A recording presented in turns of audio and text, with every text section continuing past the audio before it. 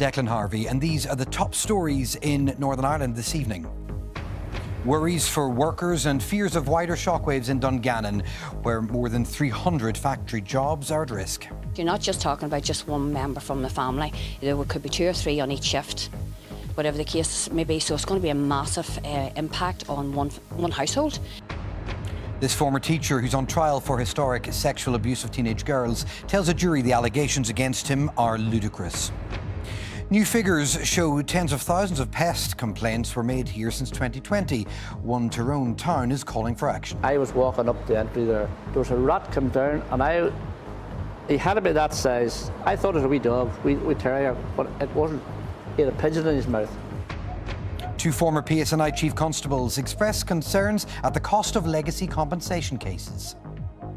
The costs now seem to be uncontrollable. This will financially cripple operational frontline policing in Northern Ireland. The First Minister says people want fairness and compassion when it comes to dealing with immigration. The Ireland rugby squad is revealed for the Six Nations Championship. There are 2 uncapped players and a very healthy Ulster representation. There's no sign of the wind and rain disappearing anytime soon, and it's going to get colder from the weekend. I'll have the details shortly.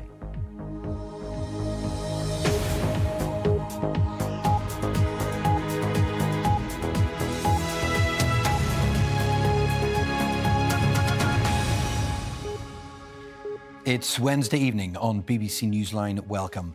We start in Dungannon, where the imminent closure of a food packaging factory has sent shockwaves through the town.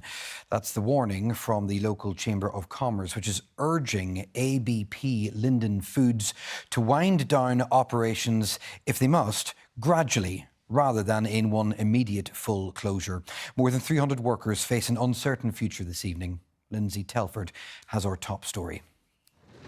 338 jobs at risk. It's caused a lot of stress and worry. This charity worker has already been supporting those affected. This was a massive shock. Like from last night till today, I think I've received 24 calls, people panicking and worrying where do they go from this. And I think it's getting their head around that. You're not just talking about just one member from the family. There could be 2 or 3 on each shift, whatever the case may be. So it's going to be a massive impact on one household, on the income coming in, on their tenancies, everything. A huge proportion of those working at this factory are from the East Timorese community. A lot of my customers and donors and supporters are Timorese. I've been working from them from the day I come here. A lot of them now are like friends. They're lifting the phone, they're texting and just saying what they're up against and what they're dealing with. ABP, which owns Linden Foods, broke the news last night that it planned to stop work here at this retail packing site. ABP said it was a very difficult step, but that it was due to a challenging and changing UK and global marketplace for beef and lamb.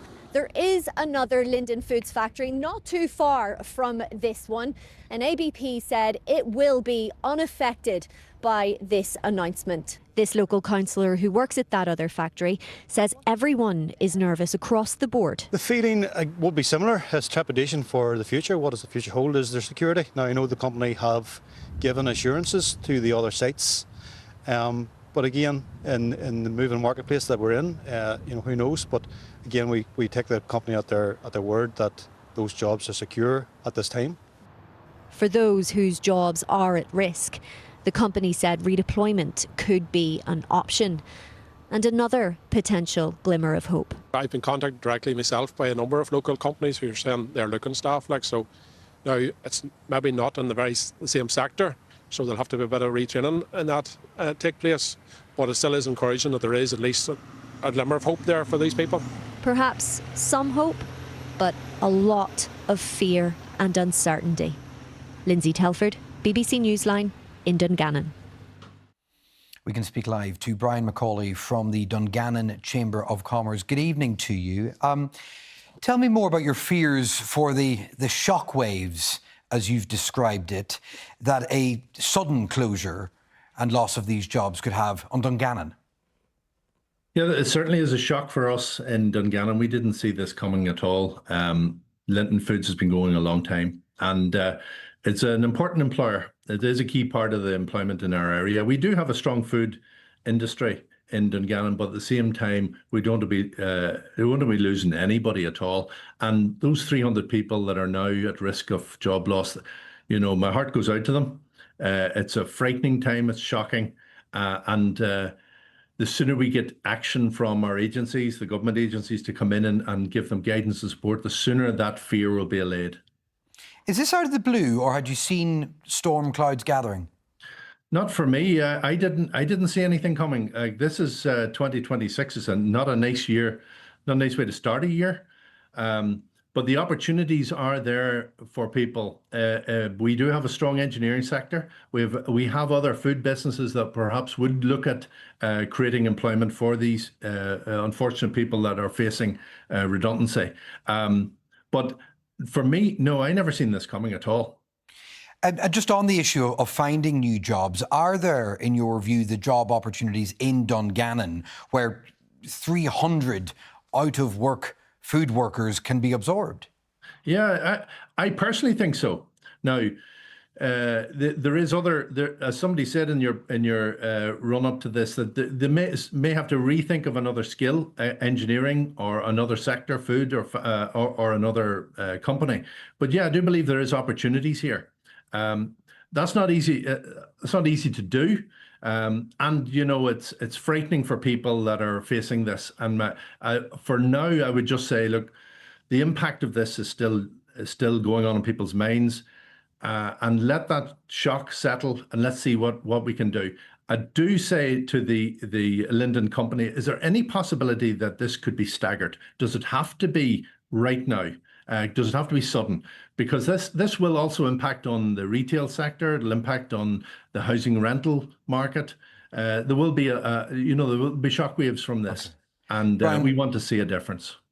Brian Macaulay, thank you very much for that. That's Brian Macaulay from the Dungannon Chamber of Commerce speaking to us this evening. I want to warn you that this next story contains some graphic details. A retired teacher on trial for historic sexual abuse of teenage girls at a South Belfast school has told a jury the allegations against him are ludicrous lies. William Lloyd Lavery is charged with indecently assaulting 6 girls at Richmond Lodge School in the 1970s. The school is no longer open. Our reporter Edith Dungan has been following the trial for us. It is now the 5th day of the trial of the former history teacher William Lloyd Lavery. The jury of 6 men and 6 women have heard evidence from all 6 complainants. Their allegations have ranged from having their bottom grabbed by Mr. Lloyd Lavery in the corridor to being lifted up and touched on their genitals by the former history teacher. Today it was the turn of the defendant to give his evidence. He was first asked by his own barrister what he thought of the various allegations made against him.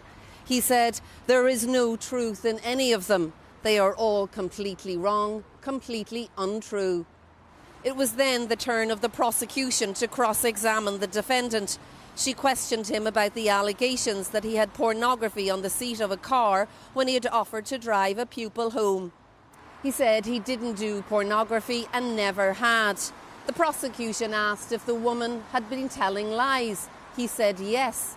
The prosecution went on to ask if all of the women giving evidence had been telling lies. He said, "I've not heard a single word of truth from any of them." He was then questioned about an allegation that he had touched the genitals of another woman when he lifted her up. She told her mother about the incident at the time. The woman's 94-year-old mother gave evidence earlier in the trial. In response to the allegations, he said, "They're all the same story. There's obviously collusion between them."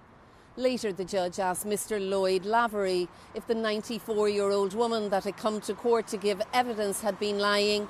He said she was, and that she was saying what her daughter had asked her to say. He went on to say that the woman had been in touch with each other on Facebook and had made up the allegations to advance their own personal agendas, and that he had become a victim of it. The closing arguments of the case will be heard tomorrow before the jury is sent out to deliberate. Edith Dungan, BBC Newsline at Belfast Crown Court. Well, this is Wednesday evening's BBC Newsline, still to come before 7 o'clock. Hopes of work starting soon to rebuild Casement Park in West Belfast are played down by the Communities Minister.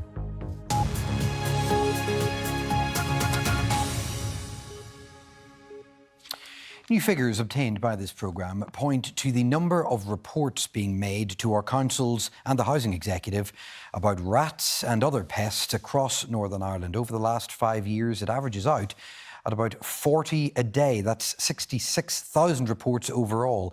In County Tyrone, local businesses have been telling us they are plagued with a rodent problem. Our Mid-Ulster reporter Niall McCracken has been to see what's happening. And you look at the state of this, terribly, you find the smell. This is Wilson's Lane, a public right-of-way connecting two of the main streets in Dungannon town centre.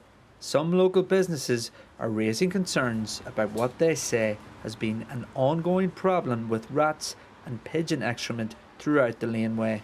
The roost up there on the window ledges. Noel Stringer's shop is located right at the bottom of the lane. Nothing but rats and pigeons fouling in the entry day after day after day. I was walking up the entry there. There was a rat come down and he had to be that size. I thought it was a wee dog, wee terrier, but it wasn't. He had a pigeon in his mouth. The lane has remained undeveloped for years and is at the centre of an ongoing planning row. Last year, a local councillor organised for a one-off emergency clean-up of the lane. It's a public right of way, but it's not maintained by any of the public authorities. And for something in the centre of our town, for to be in the condition that it's in, it's not acceptable. It's a disgrace in this day and age. But it's not just the town centre. Some local representatives say they have seen an increase of reports regarding rat problems in residential areas of Dungannon as well. New figures obtained by BBC News and I shed light on the scale of the problem across Northern Ireland. Between 2020 and 2025, there were more than 65,000 pest reports made to councils and the Housing Executive, more than 80% related to rodents.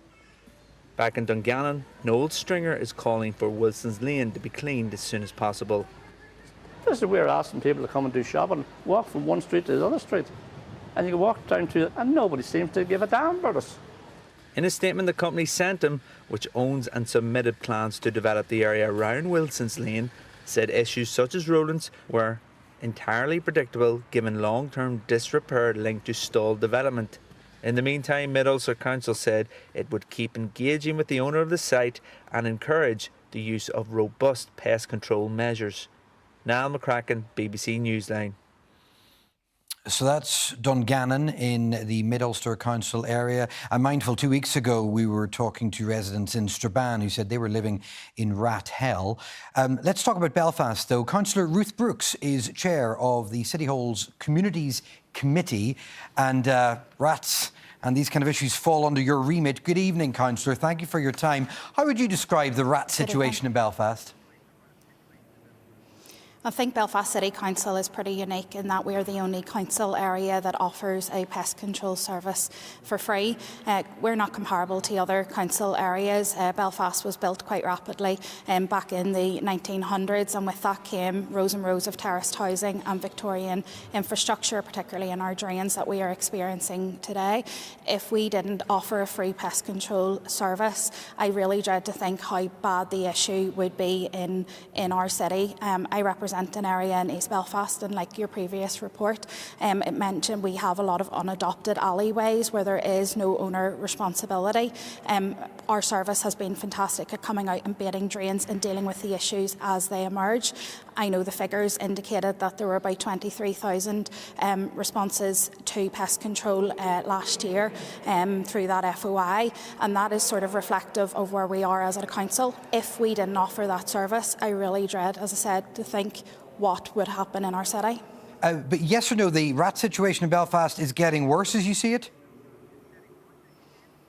I think that there are particular incidents that may drive figures up. For example, we have had heavy prolonged periods of rain over the last few days. Belfast has a combined drain system, which basically means that the rainfall water and the sewage are combined. That means that there is no space for rodents within the drain service, and they are then brought above ground. But our pest control team have been brilliant at going out and dealing with those issues. They also respond to anybody who rings in and has a suspected rodent problem, and they will go out, bait the drains or deal with the issues as they arise. So I don't have the figures comparatively year on year, but I know that our service is very much at the preventative stage and not waiting until it becomes a public health issue. Thank you very much for helping us with this evening, Councillor Ruth Brooks, speaking to us live from City Hall this evening. Next, two former Chief Constables have told MPs that the PSNI is being crippled by the cost of settling legacy compensation cases. The amount it could be expected to pay out over the next 10 years is around £1 billion. It comes ahead of a vote in Westminster this evening on lifting a ban on compensation claims that was brought in under the last government's legacy laws. Our Crime and Justice correspondent Julian O'Neill reports. Tonight, Parliament will be asked to begin undoing the last government's Legacy Act. MPs will vote on lifting a bar on new civil cases, as well as removing the unlawful clause dealing with a conditional amnesty, which could have applied to army veterans as well as former paramilitaries. In its place, Labour has promised new protections for veterans, but battle lines have been drawn. Later today, my party will vote to protect our veterans from unfair prosecution. He is ordering his MPs to vote against them. In our national interest, and for the sake of all the brave people in the armed forces, past, present and future, will the Prime Minister do the right thing and vote in support of our veterans, not against them? On the question of veterans protection, under the last government, they passed legislation which was struck down, leaving our veterans utterly exposed. We're putting in place proper measures to protect them. Hundreds of Troubles claims against the state are already in the court system. To date, the PSNI has paid out tens of millions of pounds in settlements, and the Chief Constable has warned the bill could end up at £1 billion over 10 years. Former police chiefs think the money should be coming from government and not the PSNI's budget. The costs now seem to be uncontrollable. This will financially cripple operational frontline policing in Northern Ireland. The government has previously said police funding is for Stormont, but it's developing into another difficult dimension to the legacy issue, which is back on Parliament's agenda. Julian O'Neill, BBC Newsline. And we'll update you on the outcome of that vote later on our website. Keep an eye on that. Back here, though, for now, in hopes of work starting soon to rebuild Casement Park in West Belfast, have been played down by the DUP's Community Minister Gordon Lyons. According to the GAA, work to completely clear the site will begin next week. So what is the plan? Here's Mark Simpson. Step by step, the old Casement Park has been dismantled. And starting on Monday, all remaining structures will be demolished, including this old stand. I think it's a very positive development. I very much welcome the progress that's been made. This project has all been about momentum, and unfortunately there's been a number of stop-starts over the years, false dawns, but I now think that we're in a trajectory of actually having the project delivered. So what are the chances of this happening anytime soon? It's not going to be completed in 2026. Or in 2027, it's impossible for that to happen. So the original commitment still remains. However, more funding will be required, and it will be up to the GAA to look at what additional contribution they're prepared to make, or if they are prepared to reduce the size and scale of Casement Park. The funding issue is complicated. The recent annual report by Ulster GAA stated To date, £170.5 million has been secured for the project, and we are hopeful that an additional inflationary funding allocation can be secured, which should bring the overall funding package for the project to circa £220 million. That's still short of the £260 million given last year by the GAA President Jarlath Burns as an estimated total cost. So why clear this site immediately? Some believe it's for planning reasons. Whenever you get planning permission, there's a timeline on that, and it times out within normally 5 years. So the timeline ends, or they have to have started by July of this year. Ultimately, we want to see this built, and we need to move forward to allow this to be built, to get this thing started and to get Casement built. Before that happens, there's a lot of work to be done. Mark Simpson, BBC Newsline. The First Minister has said people want fairness and compassion when it comes to immigration. She was speaking as plans for an Irish language anti-racism week were unveiled. Our correspondent Robbie Meredith has this. Singing in French to mark an Irish language week against racism. 13-year-old Eva proving just how multilingual she is. And her song had a message.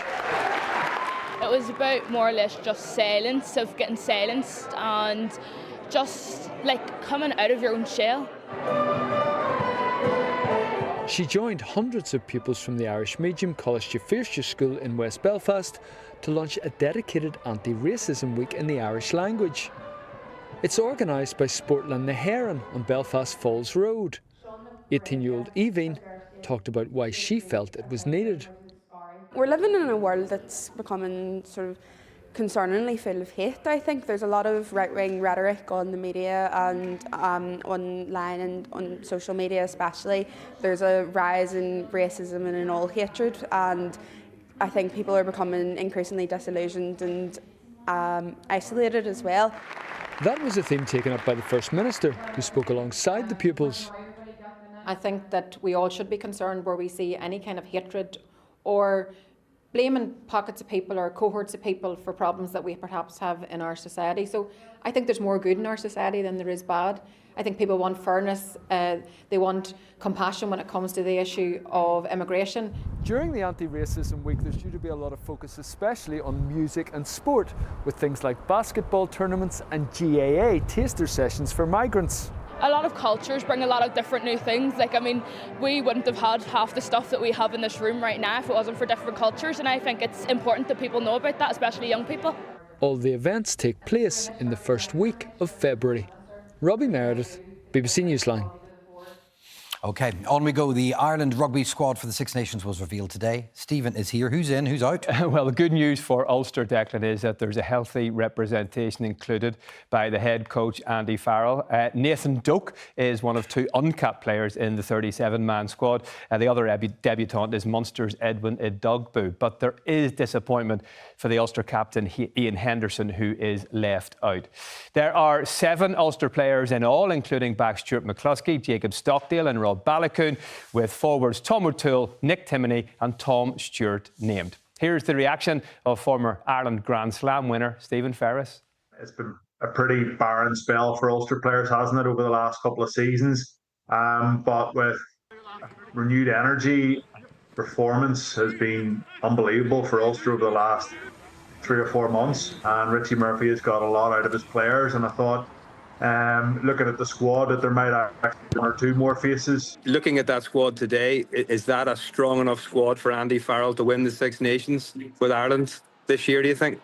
When you go away from home against France and against England, you almost need your full deck to pick from to be in with a chance of winning. I think they might cause an upset, whether that's in the first game or in the game against England. We'll wait and find out. But yeah, they're going to have to dig deep. I don't think they can beat France and England to a Six Nations title. We shall see. Ulster's Bryn Ward also added to the pre-tournament training panel. Now, Rory McIlroy has challenged fellow European teammates Tyrrell Hatton and John Ram to prove their commitment to the next Ryder Cup by settling their multi-million-pound fines. The duo were fined by the DP World Tour for competing in conflicting live golf events. Both appealed against those sanctions, which allowed them to play in the Ryder Cup last year. McIlroy was speaking ahead of the Dubai Desert Classic, where he also said he feels the sports tours have grown too far apart to strike a deal to reunite men's professional golf. For reunification to happen, every side is going to feel like they'll have lost.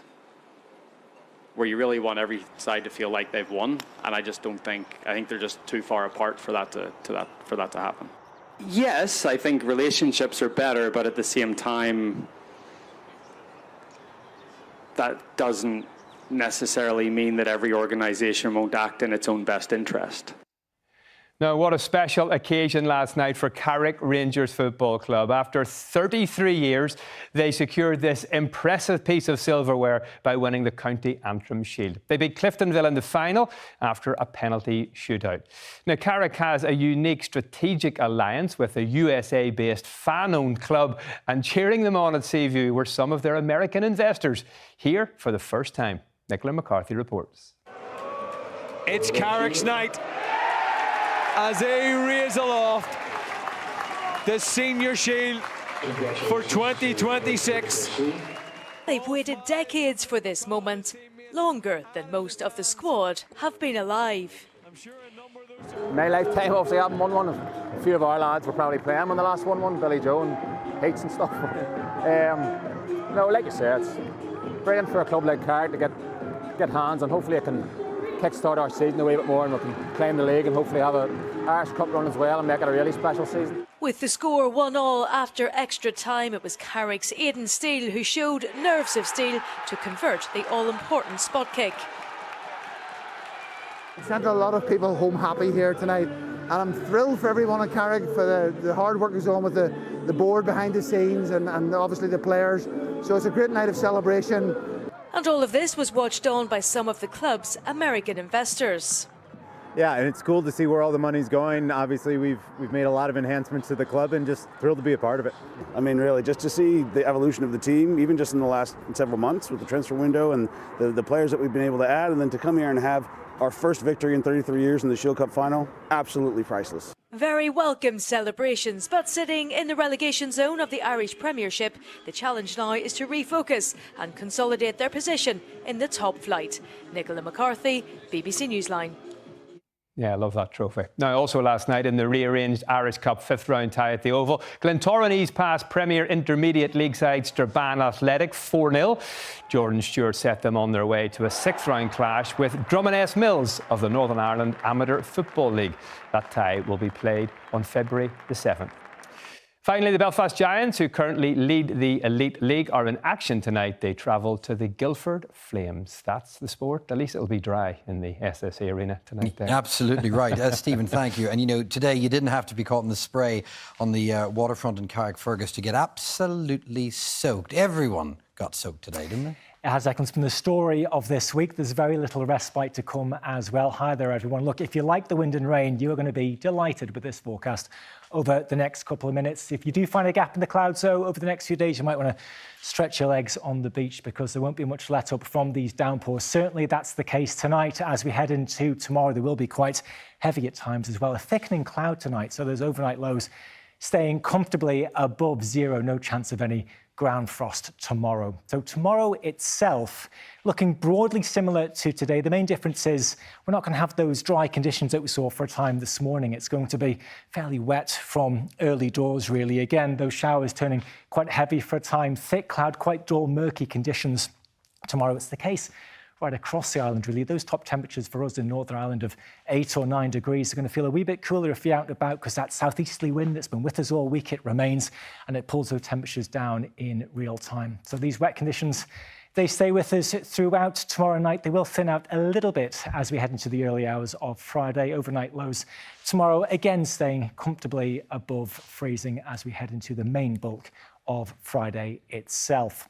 Here's the problem then. We've still got this area of low pressure. It's parked. It's just hanging below the UK and Ireland, and it means these unsettled conditions stay with us for the next few days. There really is not much let up as we head into Friday. Dry for a time. There will be some clear spells for a time as well on Friday, but gradually the showers and rain do move in from lunchtime. You'll see the temperatures down just a smidge on what we're going to see tomorrow. Those winds remaining relatively fresh as well on Friday. And into the rest of the week then, as we come to a close, we've got these big difference comes on Saturday tea time. We're going to notice a big change in that temperature. Is going to feel a lot cooler from Saturday night onwards. More wind, more rain to come over the weekend. As we get into the start of next week, we may even see some wintry conditions, particularly on higher ground.